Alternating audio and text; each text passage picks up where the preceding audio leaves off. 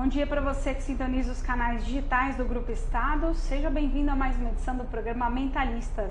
Eu sou a Camila Tulinski, psicóloga e também jornalista, toda semana trazendo tema envolvendo comportamento e saúde mental. Hoje vamos falar sobre a busca pela beleza.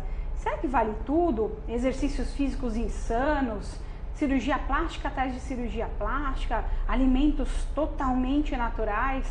É o que vamos desvendar agora aqui no Mentalistas.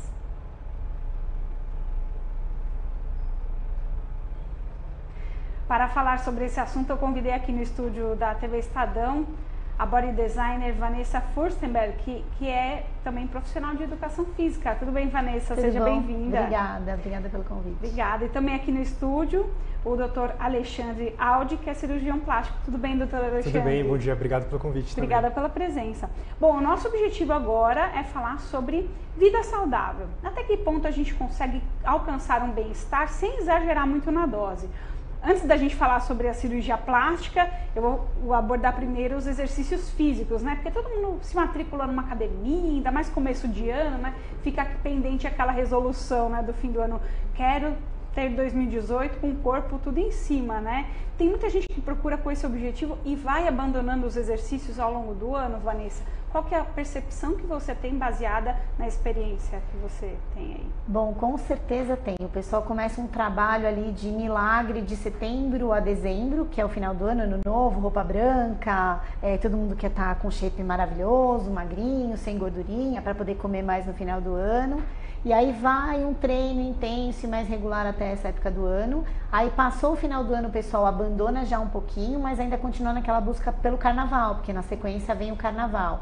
Então aí continua até fevereiro, março, aí depois da Páscoa já cai a procura, o pessoal já não continua não fazendo mais exercício, acaba abandonando mesmo. Para mim, pelo menos com exercício, a maior procura é de setembro a dezembro, depois cai um pouquinho no final do ano e aí continua até março e o pessoal começa a abandonar um pouco.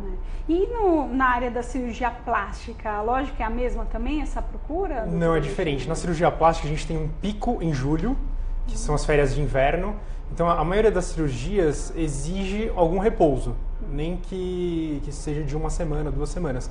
E no inverno é a melhor época, porque você usa malhas de compressão que esquentam, tem as férias do trabalho, então a gente tem um pico em julho e acaba tendo um outro pico em dezembro por conta de férias também.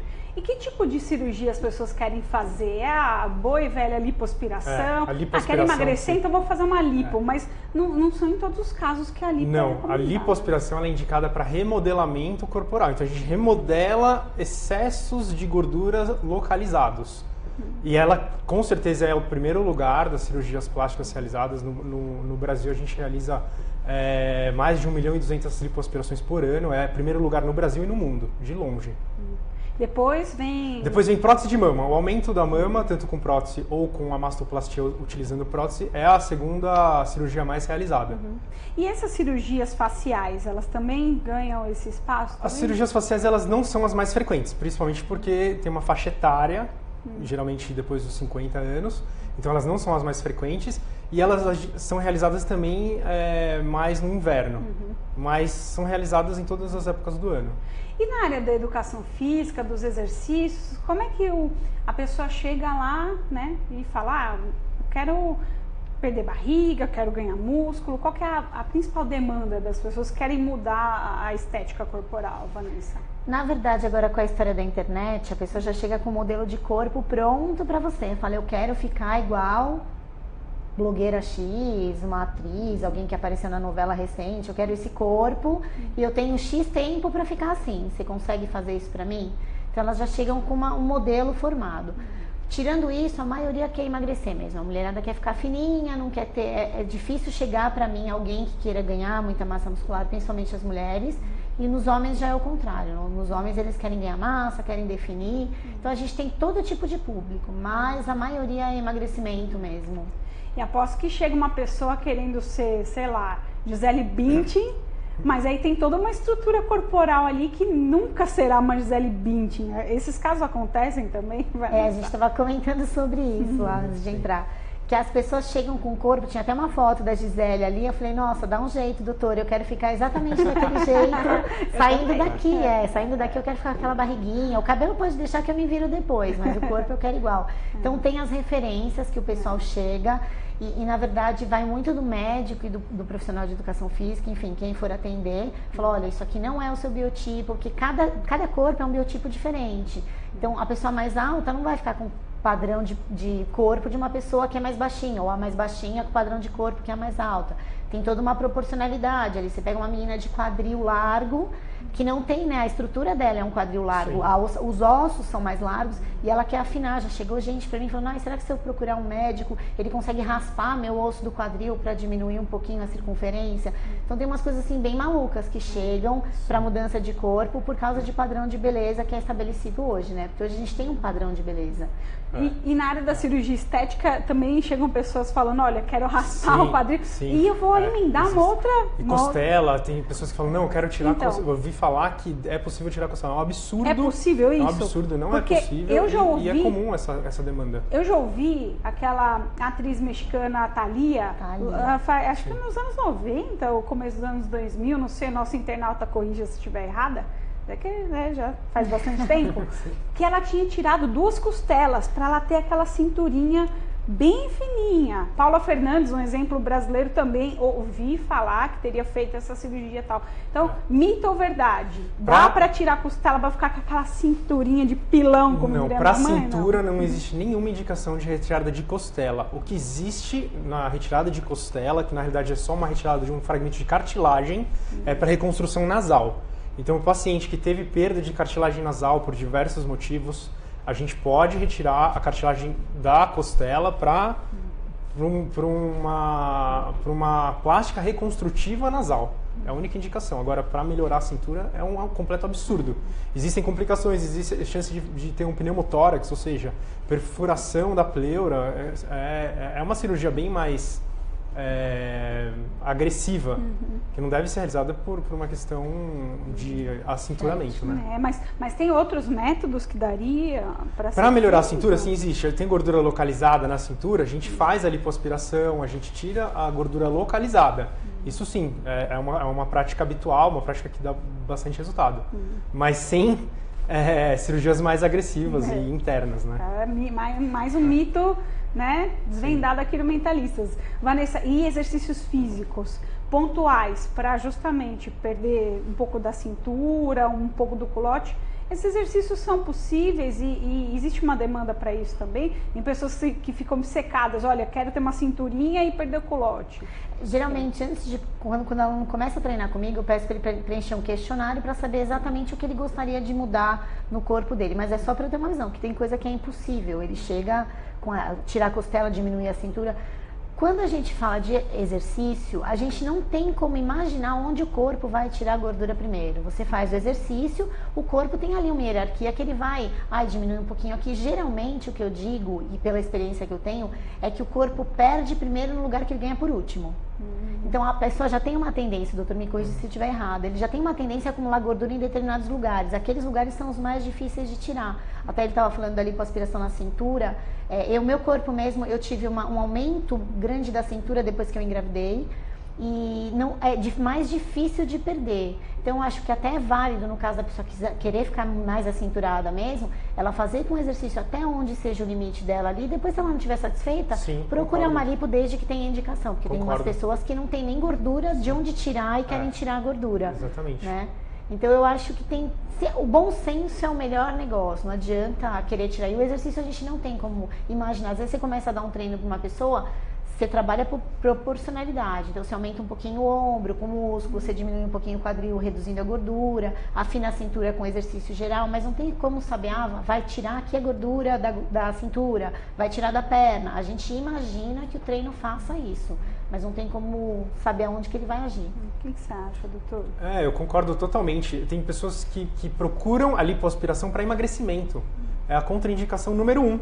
Não, a lipoaspiração é para melhora do contorno corporal, é para gordura localizada. Com a cânula a gente consegue na gordura localizada de todas as regiões do corpo, mas existe um volume máximo.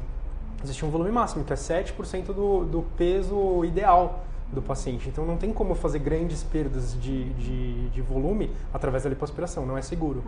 Bom, entrando na questão psicológica, né, desse tema, porque é muito difícil, né? Você mexe com a estética do corpo daquele indivíduo. Então a pessoa muitas vezes ela idealiza um corpo que provavelmente não será dela, ou ela até alcança, mas depois pode se boicotando ao longo dessa, que é uma caminhada, né? Perda de peso, enfim, ou ganho de massa muscular. Tem toda uma caminhada e que mexe sim com o nosso mundo psíquico. Então eu queria desse olhar de vocês dois, tanto da educação física quanto da cirurgia plástica, como é que é o manejo, como é que vocês trabalham com a questão psicológica, porque acredito que os pacientes, também os clientes, eles chegam ali com essa demanda, mas tem uma demanda interna deles, né? Então muitos estão ansiosos, ou com a autoestima muito baixa, precisando reconquistar uma autoestima, né? Então vamos começar com a Vanessa, falando nisso, depois o doutor Alexandre pode falar. Você faz tipo de uma entrevista ou não? Você trabalha em parcerias com psicólogos, enfim, você podia contar um pouquinho dessa parte pra gente? Então, algumas pessoas a gente até aconselha a procurar mesmo. Chega num grau tão maluco lá para procurar o exercício e resolver o problema de uma vez, que a gente não tem nem como abordar. É difícil, mas acontece. Quando a gente faz essa anamnese, esse primeiro contato, você já começa a ter, depois de bastante experiência, você já começa a conhecer o cliente que você vai pegar. Então você já sabe aquele que vai passar do limite, que vai querer fazer uma loucura. E dentro dos treinos eu procuro ir trabalhando o psicológico junto, porque eu sou uma pessoa que emagreci bastante e eu tive que trabalhar bastante o meu psicológico para aceitar tudo que acontece, tudo que é possível e tudo que não é possível. Então quando você conversa com o cliente a primeira vez, você já sabe se você vai precisar usar da parte de psicologia ou não. A gente acaba sendo psicólogo um pouco porque não tem como, a cabeça está totalmente ligada ao corpo. A cabeça fala que não, o corpo não vai fazer e acabou. Então, dentro do treino, a partir daí, todo o caminho do treino é direcionado com essa primeira conversa. Você vê que a pessoa tem mais dificuldade, você tenta, pelo treino, mostrar para ela, olha, isso aqui a gente consegue, isso aqui a gente não consegue, o seu corpo é assim. Ela tem que entender o porquê não também. Porque não adianta você falar para a pessoa, olha, para você isso aqui não dá. Mas por que não dá? Não dá porque a Ana Hickman tem 1,20 m de perna, você tem 50 centímetros. Então a sua perna nunca vai ser longilínea como a dela. A gente tem que trabalhar. E aí você chega num consenso de falar para a pessoa, olha, a gente vai poder fazer do seu corpo o melhor desse corpo. Então você vai chegar num corpo legal, sem gordura, trabalhar percentual de gordura, proporcionalidade. A gente vai trabalhar a parte da dieta também, que é essencial. As pessoas acham que só o treino resolve e não, a dieta é muito importante. Então a gente acaba fazendo essa parte de psicologia assim. Eu tenho tido bastante resultado positivo com relação a isso. Eu estava até comentando com o Dr. Alexandre que eu trabalho bastante com emagrecimento hoje. E o emagrecimento pede muito essa parte psicológica. Porque a pessoa chega uma hora que ela para de emagrecer, ela entra num platô, aí ela vai falar, poxa, mas eu tô me dedicando tanto, eu tô comendo pouco, eu já tô treinando quase todos os dias da semana. E aí, como é que você explica? Você tem que falar, não, mas é assim mesmo, então a gente vai fazer isso, você vai no seu nutricionista, ele melhora a sua alimentação, a gente intensifica o treino aqui, ou então a gente diminui o treino ali. Porque se a pessoa faz tanto, ela diminui tanta comida e aumenta tanto o treino, que o resultado é inverso, ela começa a engordar, ela começa a absorver mais gordura, ela guarda mais gordura. As meninas chegam lá sem comer carboidrato, até a gente estava comentando sobre carboidrato, passam mal durante o treino porque elas viram na internet que se tirar o carboidrato emagrece.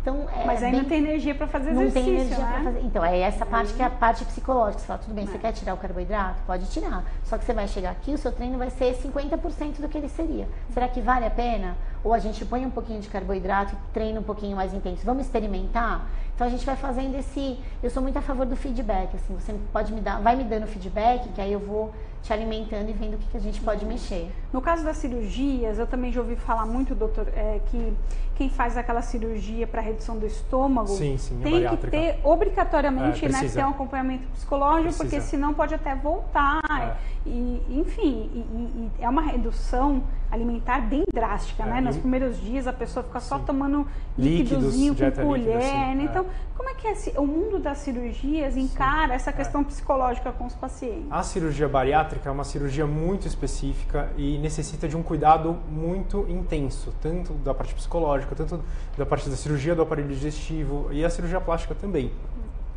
A pessoa teve uma transformação brutal, às vezes são 60 quilos, às vezes até mais. E a pessoa, ela frequentemente tem expectativas irreais quanto a... Como ela teve uma mudança muito drástica, ela também espera uma mudança muito drástica da parte estética, às vezes até mudança de biotipo. Então é muito complicado lidar com essas expectativas irreais.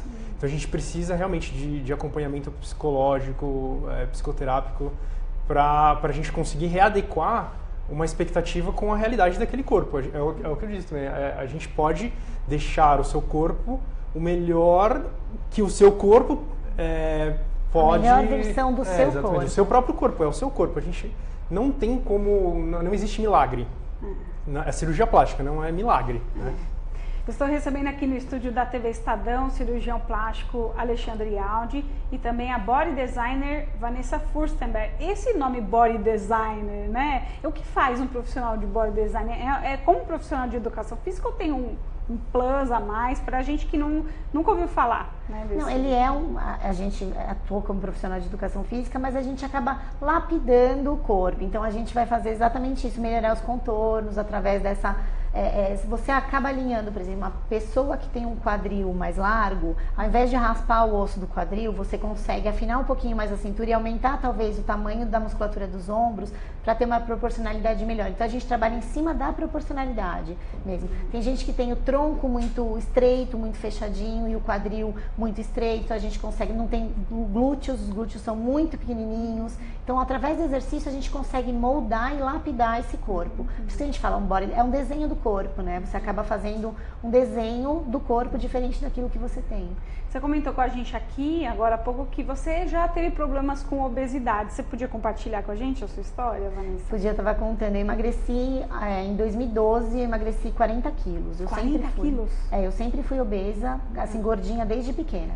Eu sempre tomei remédio para emagrecer, sempre tive problema com comida. Na verdade não era problema com comida, a comida era a minha solução. Qualquer coisa eu comia.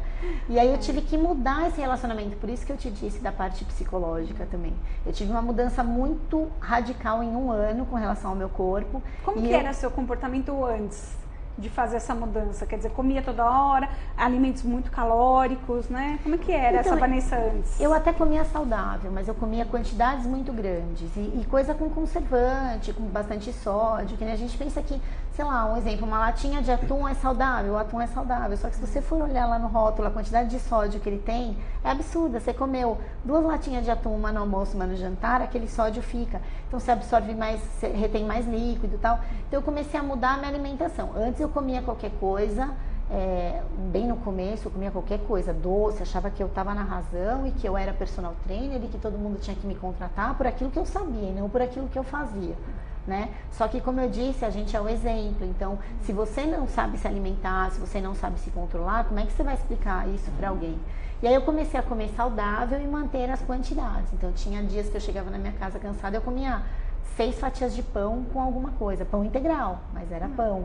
E aí eu fui mudando isso, meu relacionamento com a comida foi mudando. Eu tive compulsão alimentar, então eu sentava de madrugada na frente da geladeira para comer absurdamente, qualquer coisa que tivesse na frente.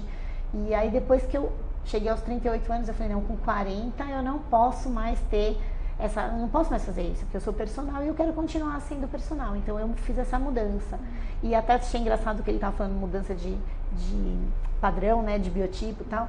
Eu, quando emagreci muito, eu perdi a minha referência no espaço. Como assim? Eu perdi a referência, eu achava que eu não passava em determinados lugares, eu continuei com aquela minha imagem de gordinha.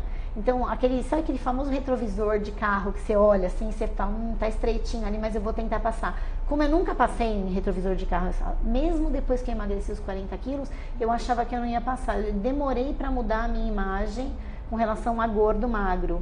E assim, o que eu tinha na minha cabeça era que eu podia continuar, que eu tinha que mexer no meu corpo, não querer um corpo de alguém. Se eu olhasse a Gisele Bündchen, eu ia querer o corpo dela. Então eu trabalhei dentro da minha imagem, a imagem que eu tinha.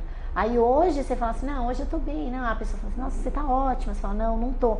Até hoje tem essa parte psicológica. Então o que eu sempre aconselho às pessoas que têm essa mudança ou que precisam fazer essa mudança, até a bariátrica também, tem um acompanhamento psicológico antes, durante e depois. Sim. Porque é importante. Você acha que é uma coisa que dura pra sempre? Quer dizer, você já tá desde 2012, então já faz alguns anos que você tá conseguindo se manter, mas é uma vigilância, assim? Porque pode ter momentos na vida da gente quando a gente não está bem emocionalmente falando, né? Alguma frustração, ansiedade, coisas acontecem nas nossas vidas, né? Ou pessoas morrem, a gente acaba ficando abalado. Teve algum momento desses anos todos que você acabou tendo uma regredida, digamos assim, ou enfim, que foi mais difícil para você, que você teve que se controlar muito para manter essa mudança que você decidiu na sua vida? Eu acho que para emagrecer eu fui ganhando muita disciplina, coisa que eu não tinha antigamente. Então hoje, por exemplo, eu consigo engordar um pouquinho e voltar para o meu corpo, que é até o que a gente estava comentando da dieta. A dieta é uma coisa que, se você faz uma dieta muito restritiva, muito diferente da sua realidade, você não consegue manter. Então eu nunca tirei da minha dieta os alimentos que eu gostava.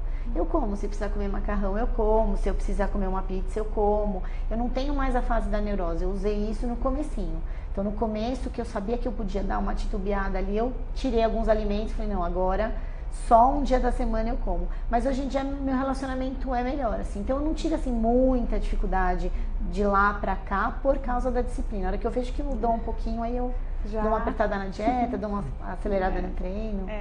Doutora Alexandre, falando um pouco da busca pelo bem-estar, né? Não só a beleza, né? Vamos ampliar isso um pouco, a busca pelo bem-estar. Os pacientes chegam na sua clínica, ou pelo que você tem de conhecimento com outros colegas, profissionais, e eles fazem o procedimento e às vezes não estão contentes e pedem para fazer de novo. Eu queria que isso você muito desse raro, exemplos é muito pra raro. gente sobre... Geralmente o paciente ele procura a cirurgia com um foco, que é o mais importante. Eu tenho foco, eu tenho gordura localizada, eu tenho excesso de pele depois da gestação, eu tenho diástase dos músculos retos, né, o afastamento depois da gestação, e eu quero melhorar isso, eu quero melhorar a relação do meu corpo, algum foco, uma queixa bem específica. E daí, de acordo com o biotipo, com o peso, a gente faz um planejamento de exercício físico e dieta antes da cirurgia ou não. Depende, se o paciente já está pronto, a gente não precisa fazer um emagrecimento antes da cirurgia, mas às vezes o paciente precisa emagrecer para a cirurgia. Então a gente às vezes precisa encaminhar para dieta, para nutricionista, para o educador físico para fazer uma redução de peso. Depois da cirurgia, quando o paciente opera consciente de que ele perdeu peso, de que ele fez uma reeducação alimentar adequada, e ele tem um resultado cirúrgico, uma transformação do abdômen, da gordura localizada, ele muda de vida. Essa é a minha experiência. Eu tenho pacientes que já estão operadas há 6 anos e mantêm assim com perda de 20 quilos. E estão super bem. A cirurgia foi um marco. Depois da cirurgia, ela se conscientizou de que ela tinha uma dieta desregrada, ela tinha não praticava exercício físico e não estava se preocupando com essa parte. Então eu acho, a minha experiência é que os pacientes que operam, eles tendem a mudar de estilo de vida. E nem queria pensar, não, eu me submeti à cirurgia, eu tive esse investimento. Isso às vezes é um pitfall também para a mudança de vida. Isso acontece. Eu tive esse investimento na cirurgia, investimento em mim mesmo, eu fiz um repouso, então agora eu não vou voltar ao que eu era. Isso é muito frequente também. A questão financeira pesa bastante também, porque não é um procedimento barato, né? Os convênios médicos, eles não costumam cobrar. Os convênios só cobrem após cirurgia bariátrica. Então o paciente fez a gastroplastia ou bypass e daí teve emagrecimento, então o convênio ele cobre. Tirando isso, os convênios não cobrem as cirurgias plásticas, né? Eles não cobrem porque eles consideram que é uma questão estética, basicamente? Eles consideram que é uma cirurgia estética, a lipoaspiração, abdominoplastia. Quando não tem uma doença, um CID, o convênio não cobre, porque ele não tem como fazer o direcionamento com uma doença, com um CID, né? Com um código de doença. O que é uma pena, né? Porque tem muita gente que tem transtorno de imagem, por exemplo, que precisaria de um procedimento também, né? Tudo que envolve a área da saúde deveria ter, né? Isso é uma grande discussão. Um detalhe muda tudo, né? Então, você tá falando, às vezes mudou o abdômen, a pessoa ganha uma autoestima absurda e aquilo muda a vida dela. Essa é a minha experiência. Muda muito. Muda a vida. Ela olha e fala, nossa, agora eu tô me sentindo bonita, olha como é que tá meu... Então ela vai procurar outras coisas. Agora eu não vou parar de treinar, eu não vou parar minha dieta. Exatamente. Então acho que uma coisa puxa a outra. Vou me socializar mais com as pessoas. Exatamente. Tem uma transformação de vida, assim, muito interessante. Eu tenho visto isso. qualidade de vida, a pessoa muda. Ela tinha uma postura, às vezes cabisbaixa, às vezes envergonhada, e ela volta com um corpo mais bonito e ela volta com outra atitude frente à vida. Agora, queria uma opinião sua sobre essa questão do Botox, né? Tem muita gente que exagera também, né? E aí, passam uns anos, a cirurgia vai ficando... A pessoa vai ficando com o rosto um pouco esquisito, né? O rosto estranho é um estereótipo de uma cirurgia, que é a ritidoplastia, que é feita da maneira antiga. Antigamente a gente tirava a pele, então sustentava a face na pele. Tirava o excesso de pele e ficavam aquelas faces estereotipadas, cirúrgicas, artificiais. Hoje em dia o conceito mudou. A gente faz a tração dos músculos, do sistema músculo-aponeurótico da face, chama SMAS. Então a gente faz a sustentação do músculo e só tira o excesso de pele. Não faz nenhuma tração de pele, nenhuma. Só tira o excesso, fazendo essa tração do sistema músculo-aponeurótico, você vai ter um excesso de pele tanto no pescoço, quanto na face, quanto na pálpebra, e daí a gente só retira o excesso de pele. Então fica uma face natural. Rejuvenescida, mas natural. Então não existe mais essa... Claro que alguns pode existir, os cirurgiões mais antigos que fazem o facelift, né, ou a ritidoplastia só na pele, não fazem a sustentação do SMAS, mas hoje em dia a gente faz a sustentação do SMAS. Infelizmente a gente está na reta final, mas eu queria um conselho desses dois profissionais renomados que vieram aqui no estúdio da TV Estadão. Vanessa, para quem quer conquistar um corpo desenhado, né, escultural, mas sem perder a noção, né? Ainda com consciência do que está fazendo. Qual que é o conselho que você pode dar aqui para o espectador do Mentalista? Eu acho que tanto na parte de treinamento quanto de plástica, você tem que procurar um profissional que seja consciente e que saiba entender o que você quer e fazer o que seja possível, né? Então, a primeira coisa. A segunda coisa é disciplina, tanto com dieta quanto com exercício. Se você não tem uma rotina, você não consegue resultado. A gente vê bastante isso. A pessoa começa, depois ela para e aí fala, mas não deu resultado. Tem que ter um prosseguimento ali, uma regularidade para você ter resultado. E assim, procurar coisas dentro do seu padrão. Esquecer um pouquinho a internet, que hoje te dá muita referência e coisa fora do normal, assim. A gente vê às vezes pessoas na televisão, atrizes e tal, que na verdade não são aquilo. Às vezes a gente encontra até com alguma pessoa na rua, você fala, nossa, mas eu achei que ela fosse mais alta, eu achei que ela... E não é. Então a gente pega uma revista que tem Photoshop e você fala, nossa, a mulher não tem celulite, olha o bumbum do fulano. Então isso não existe. Cada um tem seu corpo, a gente tem que respeitar o corpo, não fazer nada que você não consiga manter. Que nem eu disse do meu emagrecimento, se eu tivesse feito coisas absurdas, como eu fazia antes, de tomar remédio, procurar milagre, você acaba voltando. Então é consciência, tanto do profissional quanto da pessoa que vai procurar. E para quem busca uma cirurgia plástica sem a busca insana pela beleza, qual que é o conselho que a gente pode dar, doutora Alexandre? É exatamente isso. O bom senso é entender que a cirurgia plástica é parte de um processo. Então é necessário ter dieta, é necessário ter exercício físico, é necessário ter a manutenção da cirurgia plástica também. Então a cirurgia plástica ela é um processo, ela não é um fim, ela continua, ela tem um antes, um meio e um depois. Isso é muito importante. E não querer milagres, tanto do ponto de vista de resultados, quanto do ponto de vista financeiro. Que isso acontece também, que a gente vê grandes problemas por isso, porque tem pacientes que querem preços muito abaixo do mercado e acabam entrando em frias, né? Muito bem, agradecendo a participação aqui do Dr. Alexandre Aldi, que é cirurgião plástico, e da body designer Vanessa Furstenberg. Obrigada pela presença de vocês, viu? Muito Obrigada obrigado. a você.